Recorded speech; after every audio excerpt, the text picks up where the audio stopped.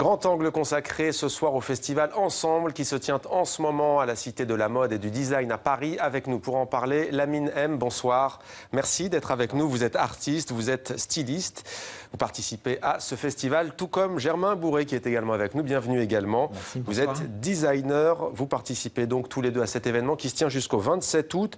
Germain Bourré, j'ai dit designer parce que j'allais vous présenter comme un designer culinaire. Vous m'avez dit pas seulement, mais en partie. C'est quoi un designer culinaire ? Un designer culinaire, c'est un designer qui interroge en fait l'univers assez large en fait du culinaire et du manger ensemble.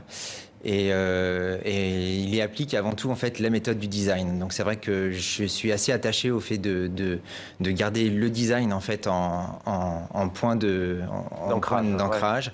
Et en effet, le culinaire fait à peu près 80% de mon activité. Mais c'est quoi le travail d'un designer culinaire? Vous avez un plat, vous agencez quoi? L'assiette en fait, la table? On va partir de l'agriculture.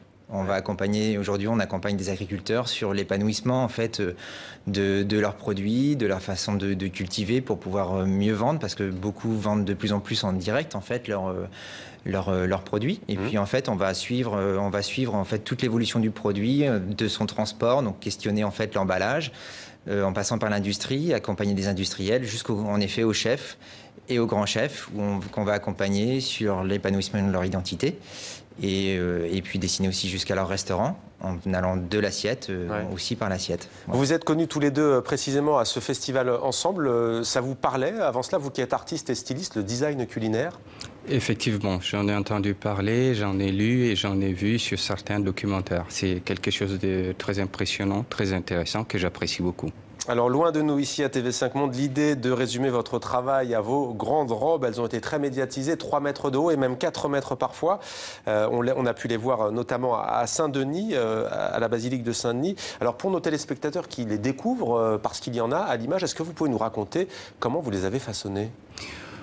Au fait, le but de ces projets, déjà au départ, c'était de partager, échanger et d'amener aussi les indécis qui n'arrivent pas à rentrer dans la basilique de Saint-Denis. C'est-à-dire, on a beaucoup de personnes qui vivent autour de la basilique, qui gravitent, mais qui n'arrivent souvent pas ou n'ont pas de temps de rentrer dans la basilique de Saint-Denis. Le but, c'est de ramener ces indécis, au lieu de rester voir des gens venir des États-Unis, du monde entier pour visiter la basilique Saint-Denis. Et de rester à l'écart, c'est d'y avoir accès. En fait. Il fallait que nous, on en profite aussi. C'est une réappropriation de l'histoire par les Dionysiens déjà et puis amener aussi les Parisiens à traverser le périph' pour y arriver parce que ça reste toujours un des monuments le plus visité. Le plus visité, bien sûr, qui devait être le plus visité, mais le plus boudé par les Français eux-mêmes déjà. Alors vous avez dit Dionysiens, les habitants de Saint-Denis. Alors ces robes ont été présentées donc à cette basilique. Elles ont été réalisées par des femmes de la maison de quartier floréale de Saint-Denis et les élèves du lycée d'art et spectacle de la Source, c'est à Nogent-sur-Marne, près de Paris. Pour vos créations, vous venez d'ailleurs d'en esquisser un peu l'état d'esprit. Vous servez donc du tissu textile,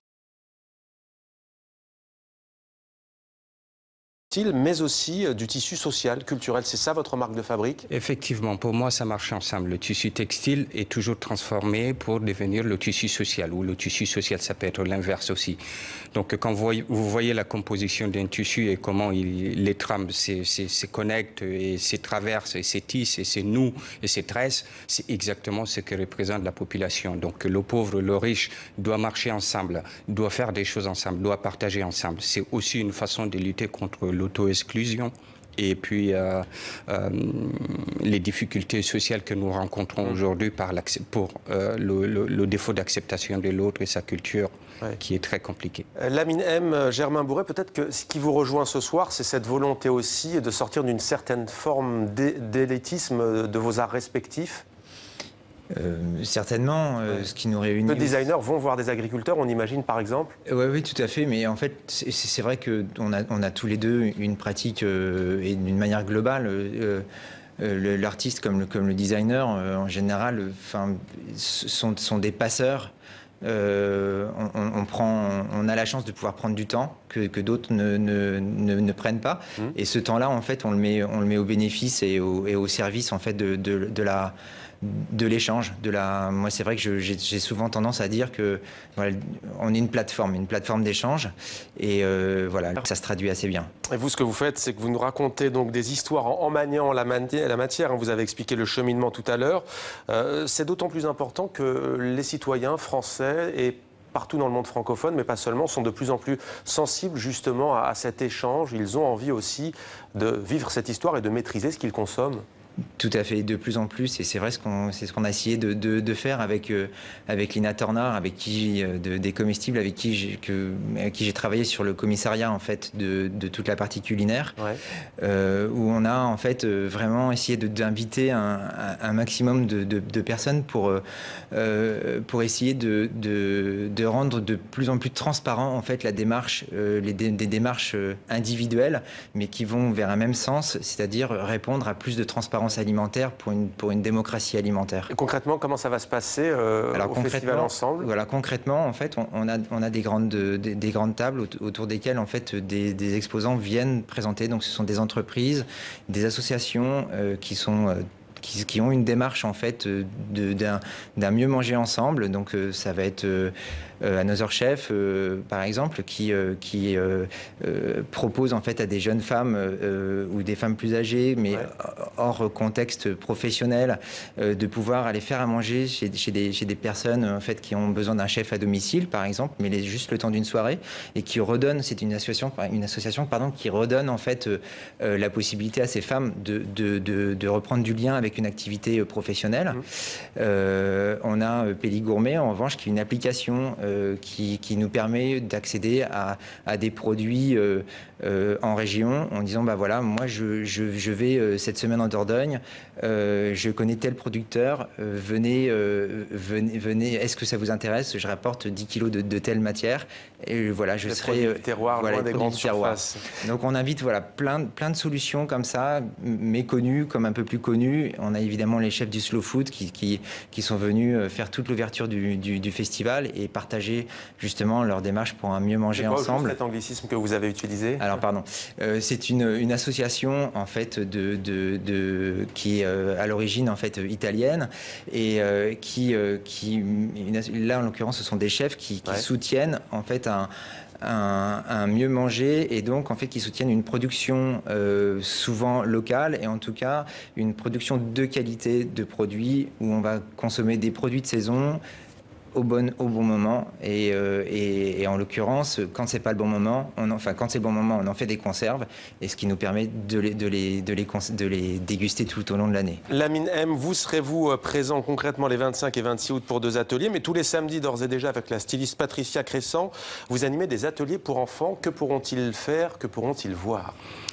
Ils pourront comprendre les compositions qualitative et quantitative du tissu, ça c'est la première des choses. On va essayer de les sensibiliser aussi à l'achat compulsif, c'est-à-dire au lieu d'acheter quelque chose d'irresponsable, inutile de crier, ou d'acheter quelque chose qu'on n'a pas besoin. Donc c'est le but de ce projet-là, les apprendre aussi à toucher le textile, à le sentir, à découvrir ce que c'est la qualité, la façon dont le tissu se compose aussi. Ouais. Et en même temps, il y a aussi les coupes. Des bases qu'on va essayer d'expliquer, et puis comment ça se fabrique le tissu à la base, d'où viennent les matériaux. Pour eux-mêmes essayer de commencer à créer, à imaginer Il y a une possibilité, on va choisir la pièce la plus simple, la plus facile possible pour tout le monde, pour qu'ils puissent vraiment essayer là-dessus. Là par exemple, moi j'ai pensé prendre une pièce très simple, je me suis dit que je prendrais le plastron. Ouais. Quelque chose de très simple qui a toujours été porté par Jean II de France. Donc ça permettra aux gens de comprendre aussi ce que c'est le plastron, son rôle, la provenance, et puis pourquoi il avait été créé à la base, au fait. Alors on connaît le vivre ensemble, vous avez prononcé le mieux manger ensemble. C'est vrai que le vivre ensemble, c'est une idée louable mais qui paraît très galvaudée. On voit tout le sens qu'elle prend ce soir avec vous deux qui êtes réunis en plateau. C'est ça qui vous a incité à participer à ce festival? C'est réfléchir aussi à ce qui nous unit et aux questions qui vont se poser dans les années qui viennent, en termes notamment d'alimentation, en termes aussi de liens dans la société? Absolument, parce que j'habite quand même dans une ville qui est censée appeler la ville-monde. Donc le futur aujourd'hui, des 50 ans à venir, sévit déjà à Saint-Denis. Quand vous voyez la mixité de la population, la culture, la politique, l'économie, le social qui sévit déjà sur ces territoires-là, ça vous explique ce que c'est le futur du monde. Donc partout, ça deviendra comme ça. Donc on vit déjà ce qui pourra venir. Et le vivre ensemble, pour nous, c'est d'une importance capitale, sachant ce qui se passe en ces moments partout dans le monde. C'est très compliqué, les replis, les frontières, les fermetures, l'exclusion, le refus de l'autre, l'absence du pardon. Donc c'est pour ça que ces projets aussi rentrent dans ces cadres-là. Donc ça permet aussi, bon, on aborde aussi le côté un tout petit peu écolo, qui est quelque chose quand même de très important qu'on ne doit pas oublier, malgré qu'il y a des politiques qui se diffèrent ou qui se défectent, qui disent qu'ils sont d'accord ou pas. Pour nous, c'est très important. La dimension environnementale. Voilà, ça doit se retrouver partout, en tout et pour tous. Merci beaucoup, Lamine M. Merci, Germain Bourret. Je rappelle que vous participez tous les deux au festival Ensemble qui se tient à la Cité de la Mode et du Design. C'est à Paris jusqu'au 27 août.